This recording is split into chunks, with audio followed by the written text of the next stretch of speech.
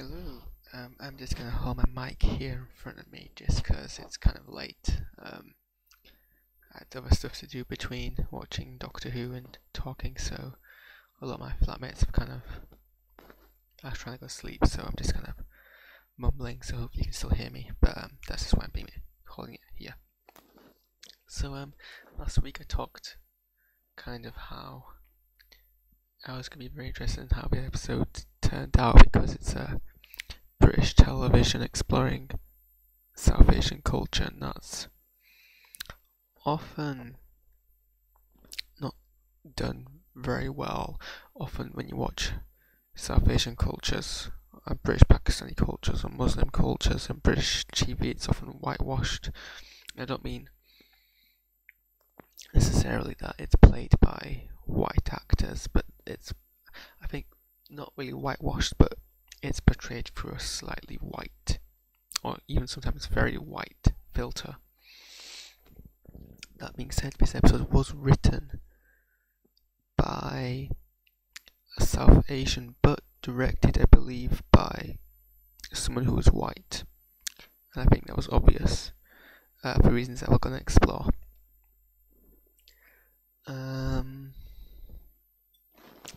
Okay, I'll start with the positives. It did resonate with me. Obviously, I wasn't alive back then, but growing up Pakistani, I'm very, very aware of kind of the history. And anyone who knows me knows I am so anti-nationalism, I'm so anti-borders. And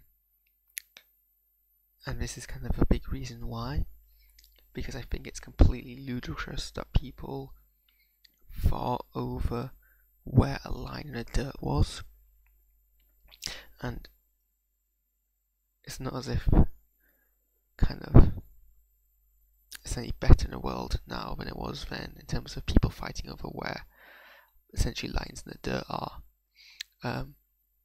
So yeah, just seeing it portrayed very, I think, respectfully and very decently on mainstream television and I did cry. Not bawling, but I did. My tears did well up. My eyes did well up. So I guess good marks there that I did kind of treat what was a very, still kind of recent moment in history. And a lot of it's very much a case of a lived memory with respect. It was good to see.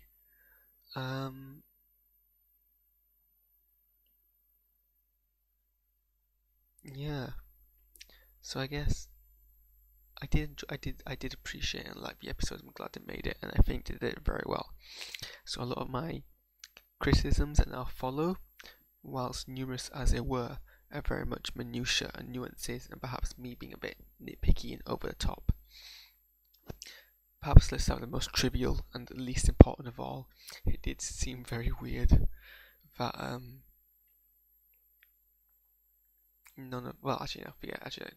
that's too trivial. So I won't follow that line of thought. I was about to go down. If you're just tuning in, these live reactions are very much a stream of thoughts immediately after I watch the episode, so they're not structured in any way. Hence the kind of somewhat deep pauses or changing minds I go through.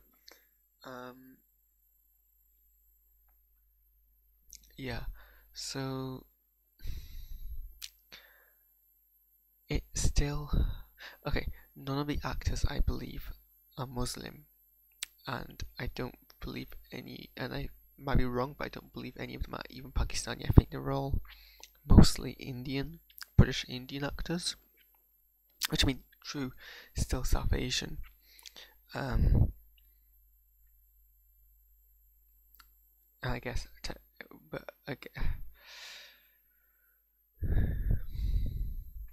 but there's a difference between British Indian culture and British Pakistani culture. You can't easily conflate the two. I do think just because of historical context, British Indians, especially those of a older generation, do pass more easily, or do take on more aspects of white British culture than British Pakistanis of similar generations do.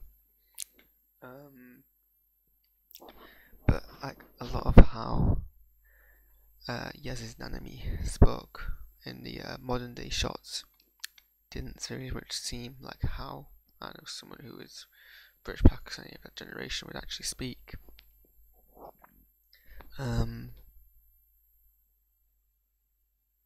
But I guess that's kind of nitpicky, I guess. But I don't know.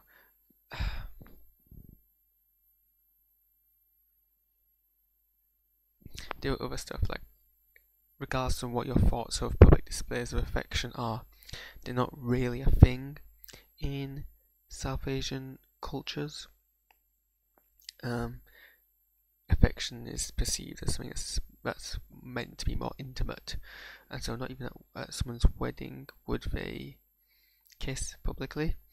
That's definitely not a case in Pakistani and Muslim cultures, and I don't believe it's a thing in Indian cultures, though this is primarily based on watching an extraordinary amount of Indian dramas growing up. Even, I think, it's not a case of conservatism or liberalism or rebellism. It's just not. It's just this is not part of South Asian culture to be publicly affectionate in that way, in the way that it is in Western culture. So it's things like that.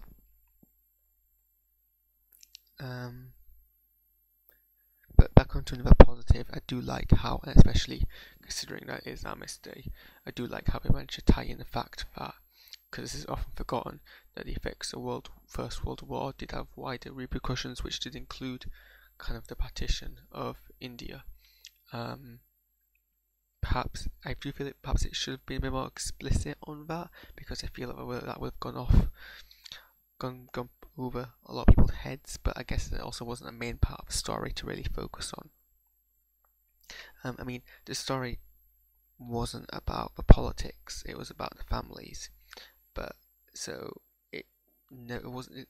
I suppose it didn't intend to really go into much detail about the politics of the Indian partition. So they didn't. But what they did show was kind of a respectful and well done, and I did get very emotional at it. But like,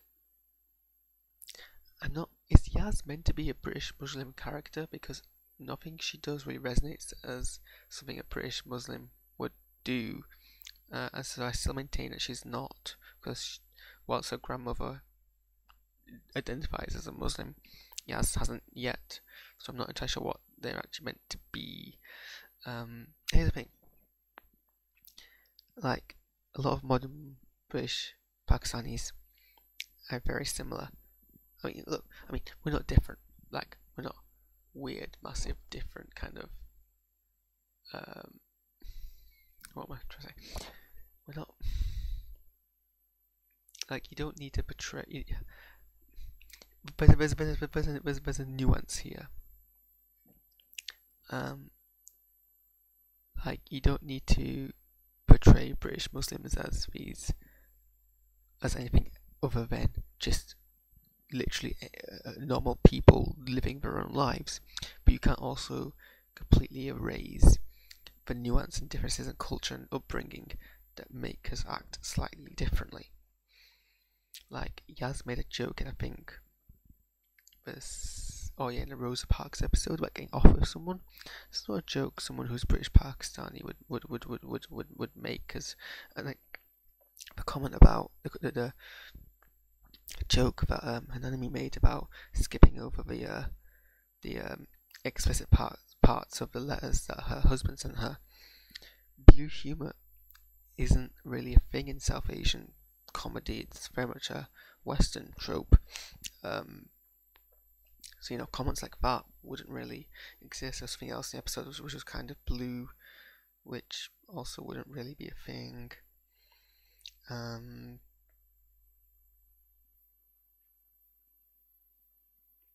had lots to say about it earlier, but it's kind of all gone now.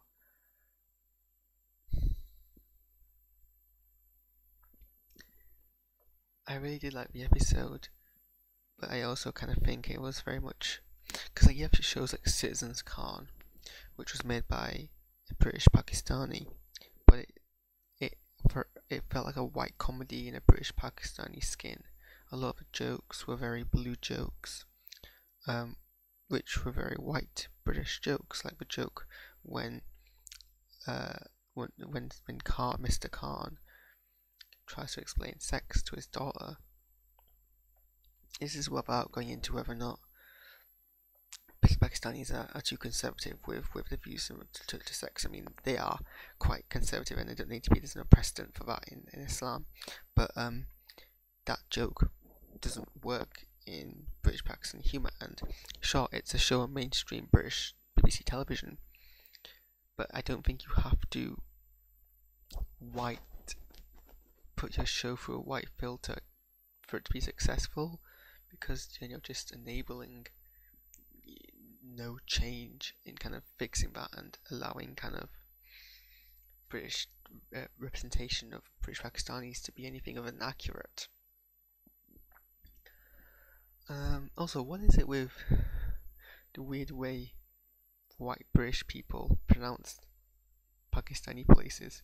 I guess it's an accent thing. I guess it's weird because having been brought up in Bradford, my accent is very much a mix of both Pakistani and British accents, and so because my accent somewhere lies in the middle, I already pronounce Pakistan in a kind of a mix between British and Pakistani accents, so anything more British in how I pronounce it seems off, because mine already seems slightly muddled with Britishness, but not all the way, if that makes sense.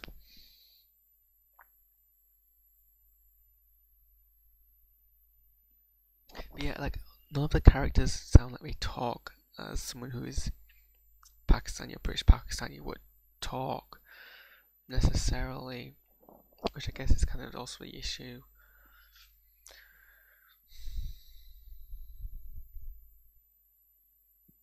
Also, I'm pretty sure of a story that I like the plot twist, but then I did realise that it's very much the same plot twist as Twice Upon a Time, where you have these aliens stalking people at their deaths, and you're wondering if anything malicious is actually happening, but actually turns out they were just meant to this fair to record the time of their death or the memories. So that the creatures in this episode are very similar to the creatures in that episode, which wasn't that far long ago. I think someone else should have noticed that, really. It did take, like, I often do pause for a long time at the end of these episodes to try and collect my thoughts, and I pause for a very, very long time after this episode to try and really absorb. But also, I did, as much as I don't like this trend of not playing the Doctor Who theme at all of the end of all the episodes, because they did it at the end of Rosa as well. They played whatever the song they were playing there was. I did like the Punjab cover of a Doctor Who theme, and I hope it's on the soundtrack.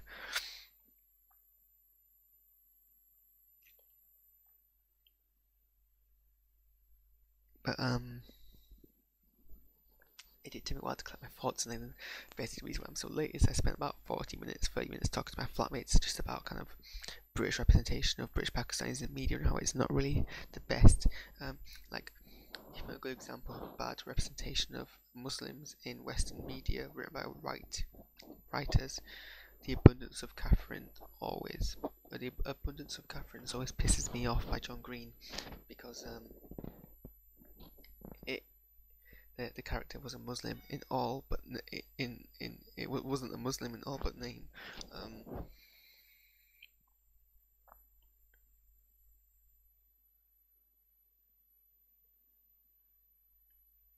Like, the 1950 Pakistan family that was portrayed was probably very, very liberal for the time, which is good and fine, because God knows Pakistan's got massive problem with conservatism. But I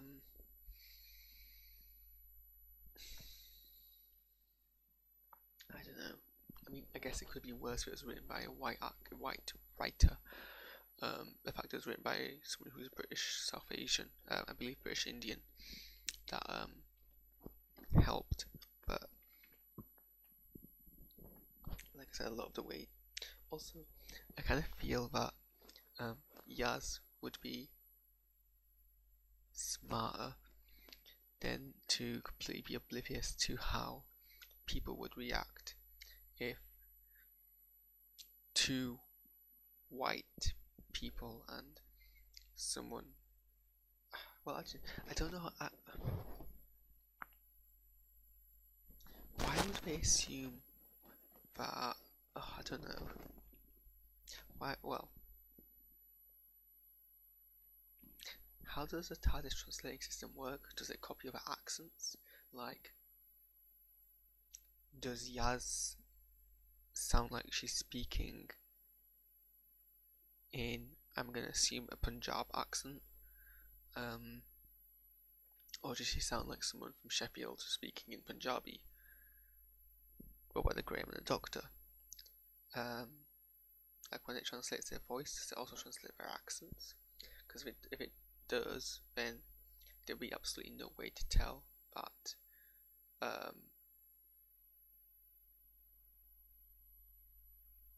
I've completely blanked on the companion's name. This is how tired I am. Give me a second.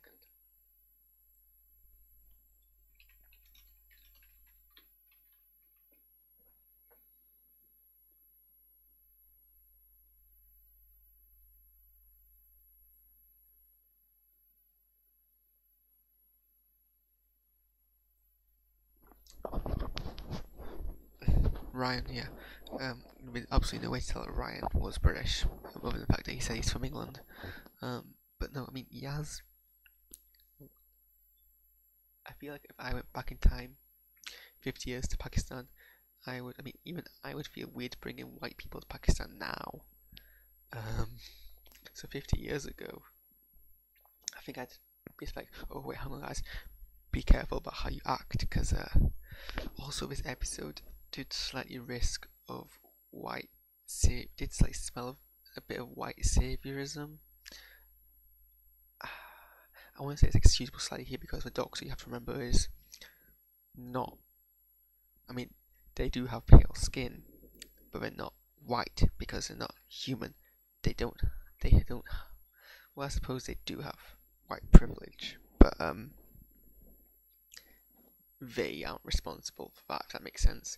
It's weird, but in the context of this sci-fi, considering they're an alien, the fact that they have pale white skin is purely coincidental to the fact that we have white privilege on this planet. But obviously, if you're a Pakistani from the 1950s, you're not going to really realise or recognise that as a concept. So it's really, but the Doctor would obviously be aware of the way that white people were perceived in 1950 India. So you think one of them would probably point out to the other, perhaps you should stop acting. But yeah, it does. There was a bit of white saviorism which I didn't really. I kind of cringed a bit at, but I guess that's kind of Doctor Who for you. I said so much to say earlier, and I'm completely blanking, and I've only been speaking for 20 minutes now, so I'm going to stop. Overall, I did love the episode. I didn't love it, but I enjoyed it, and I think actually the fact that they tied it into the First World War, it was a bold move to release a Doctor Who episode on Armistice Day. Have it about the First World War, but have it purely about the consequences on a South Asian front. And actually, I kind of thank them for that, because I think that was actually I actually appreciate that. And I think it did treat respectfully. I just think this episode wasn't quite non-white filtered as it could have been. We'll end up by watching next week's trailer, which I haven't seen at all because I watched Doctor Who today on iPlayer because I got home slightly late. So, hang on. Where's my webcam? You can't see my face. Oh, there we are, on my other logo. Because branding is important, yo. Right. Let's play this and hope we don't wake my flatmates. Welcome to Kablam. Kablam's the biggest retailer in this galaxy. This came to me in a delivery. A man is missing, and I don't think he's the first. I might start to suspect that you're responsible. Well, I mean, first of all, I am massively excited for Lee Mack, who is one of my favourite comedians. I love him on Who's Line. Pardon me. Would you lie to me? I do worry there has been a trend of comedians being massively underused. Ben Miller was underused. David Mitchell was underused.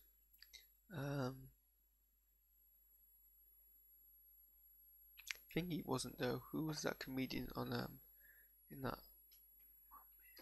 Mummy of the Orient Express? I can't type.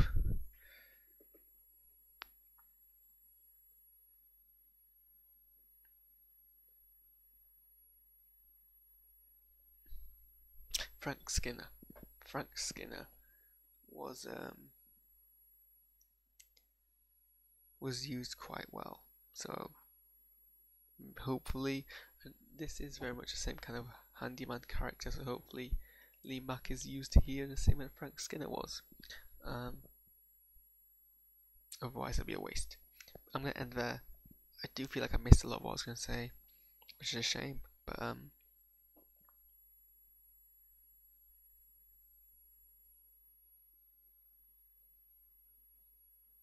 no, thank you for making an episode, BBC.